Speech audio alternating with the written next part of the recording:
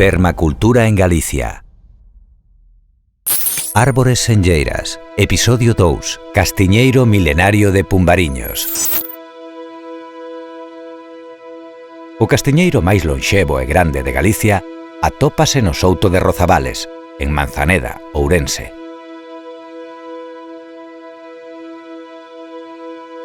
O seu impresionante tamaño e maxestuosidade abraia a todo o que o visita. Este grandísimo exemplar ten un perímetro superior aos 12 metros. Precisaríanse alo menos de 10 persoas para rodear o seu tronco.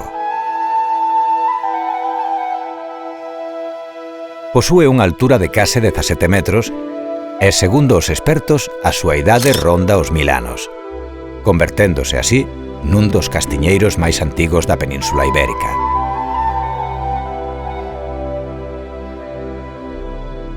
É unha árbore multitronco e, polo feito de tratarse dun exemplar inxertado, logrou acadar tales dimensións, destacando entre todos os castiñeiros da zona, espacio natural explotado durante séculos para o cultivo da castaña.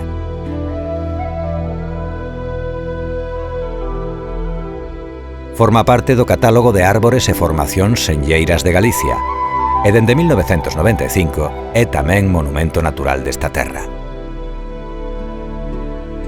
Como curiosidade, o castiñeiro era propiedade dun dono distinto ao do terreo no que se sitúa e foi doado polo seu dono en 2005 á Xunta de Galicia para a súa conservación.